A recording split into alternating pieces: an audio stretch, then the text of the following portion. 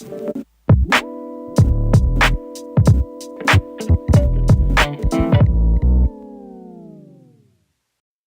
everyone, welcome back to Japanese Politics 101. In this series, we talk about certain components that make up the Japanese political world so that you can understand it a little bit better. This is our third episode. We talked about the emperor, the prime minister, and today we'll talk about the diet. Since it's a parliamentary democracy, it's made up of two houses, the House of Representatives and the House of Councillors. Michael, which one of those two should we talk about first?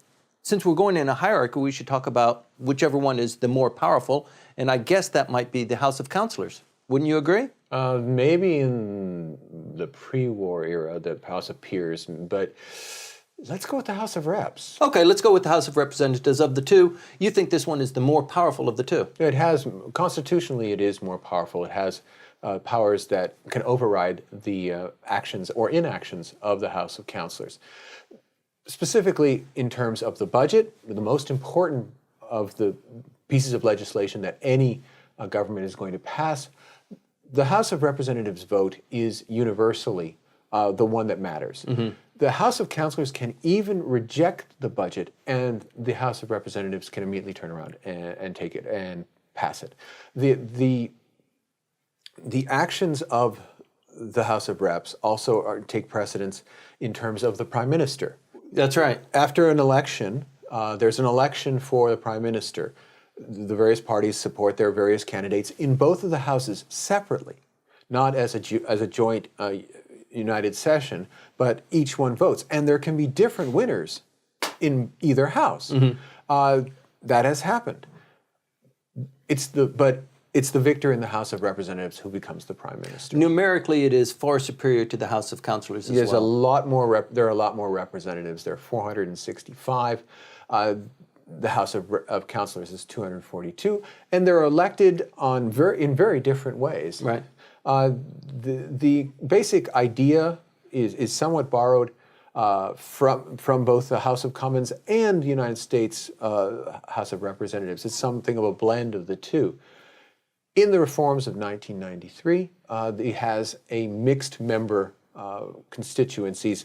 You have single member districts from which a single person is elected, they compete, and the person with the most votes theirs wins, and then constituencies based on party votes. The parties have lists, and names get taken off the list in proportion to how many votes were given to that party. So a voter for the House of Representatives election casts two ballots, one for an individual in the SMDs, and one for a party vote for those party positions that are available.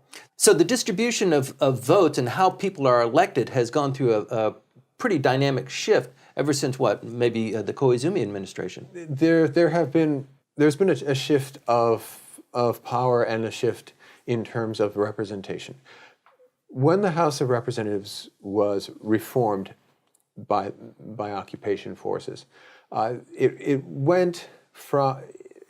was reestablished as a medium-sized multi-member district system. You cast your ballot for one person, but more than one victor emerged in a single district. Mm-hmm. So there would be one faction of the LDP would have the top number of votes, another faction's candidate would have another, and then maybe a socialist could squeak in. And then maybe if there were 5 seats, another LDP member, and then a communist could get elected. So that you had a distribution that reflected political loyalties nationwide in a mixed member, in a medium-sized electoral district. That was all thrown out in 1993, and instead, the new system, which was designed by its makers to create two big semi-conservative parties, fighting it out over policy issues, having single-member districts, which, according to theory, pushes voters toward the center rather than toward the extremes. All of this was designed in order to consolidate centrist conservative rule. In addition, to prevent a complete turnover, they created the party list, the proportional seats, in order so that the communists and the socialists would still win a few seats, but never in the districts. But it's not really worked out the way the planners thought. It's not two major conservative parties that have come out of the electoral system in the House of Representatives. It's one big party, the LDP, which utterly dominates. And then everybody else is thrust and relies largely on the proportional vote to survive. So if one was to believe that the House of Representatives was the weaker, wouldn't that be because their 4-year terms can be cut off at any time? Yeah, they have ostensibly they're supposed to use to serve for 4 years. The senators in the House Rarely of Council, do they, right? Yeah, rarely. It's only there's only been one case that I recall that they've actually served out their 4 years.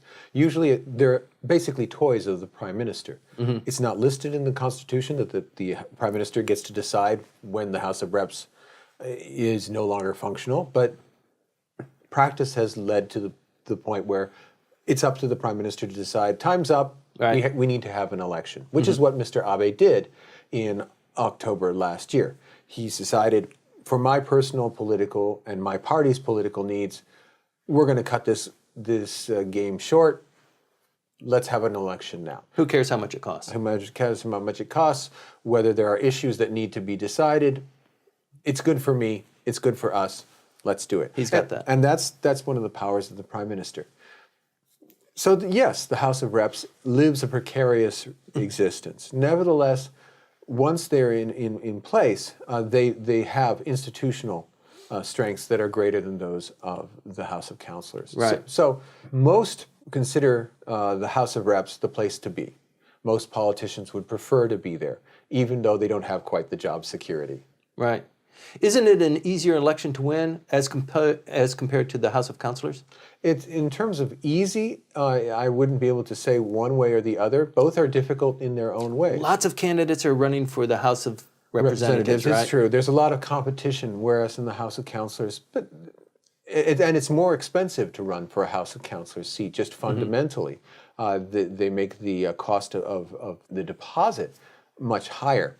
Most of the House of Councilors will be actually made people, movie stars, sports figures. They've already got something of a profile, or they're independently wealthy. There's certainly that in the House of Councilors. In the House of Reps, it's much less of a star quality. They're basically mostly either the relatives of previous politicians, or maybe they're the private secretaries, and occasionally people who have worked through local politics upward. It's not the glamour seat at all. Right. You're right about that. Representatives of the sexes, how does that pan out? And is it somewhat equally distributed between the House of Representatives and House of Councilors? The House of Reps is a real sad story. It's about 9% women. And that didn't change at all with the last election. There was a great deal of hope that with the Hope Party, led ostensibly, but if not physically, by a woman in the form of Koike Yuriko, that her candidates, there were many women candidates for the Party of Hope, that this would generate some kind of buzz, try to get some more women into the Diet. In the end, it's basically the same. And Japan's, the sex ratios in Japan's House of Representatives are one of the lowest in the developed world, and in much of the developing world as well, have much higher representation of women. It's one of the areas which clearly demonstrates that women are not fully enfranchised here in Japan. Right. And what is the most important power of the House of Reps, which the House of Councilors has nothing to do with, is the no confidence motion, the ability to topple a government.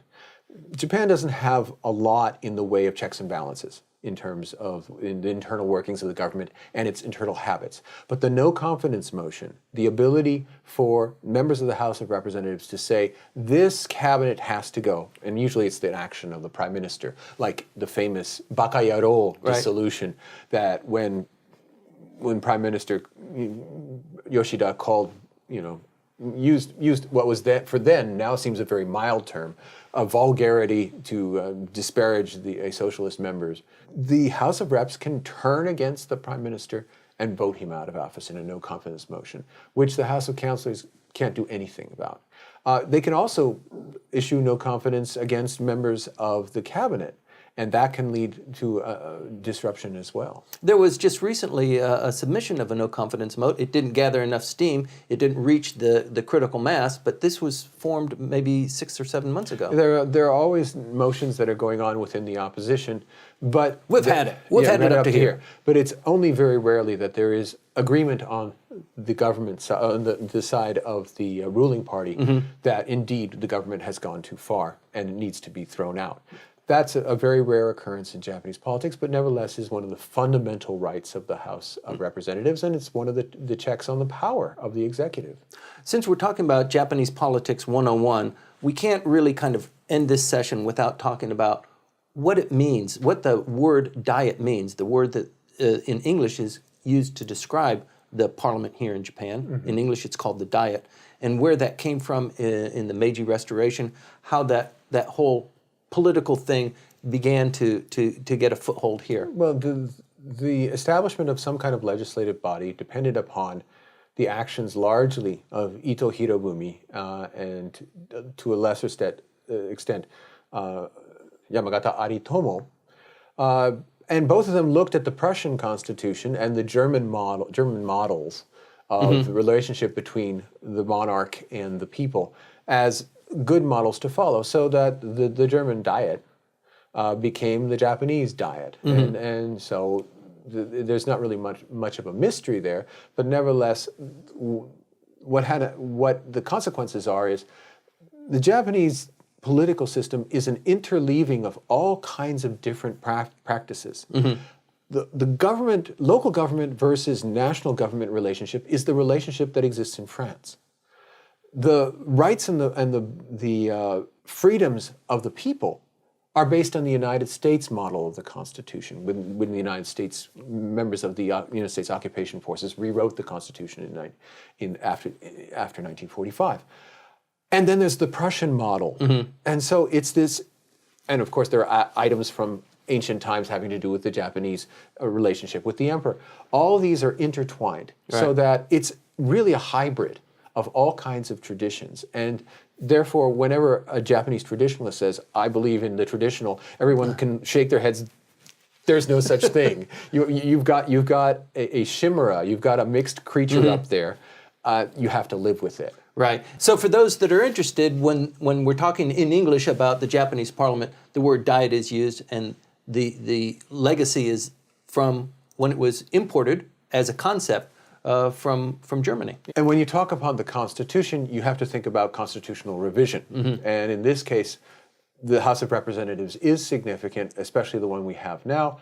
Mr. Abe has seemingly the numbers, which is set down in the Constitution, Article 96, that in the House of Reps, you must have 2/3 of the votes of the House of Representatives for any constitutional revision. It's then turned over to the House of Councilors. In fact, the procedure goes from the House of Reps to the House of Councilors formally. Then you have a 2/3 vote, which he has seemingly in the House of Councilors as well, before it's turned over to the people. So in terms of the House of Reps, this last election was significant. He maintained that control, which allows him to change the Constitution and change the Diet. The Japanese House of Representatives is the more powerful of the two houses, but there's still lots to discuss. Please stay tuned. In our next episode, we'll talk about the House of Councilors. Stay tuned.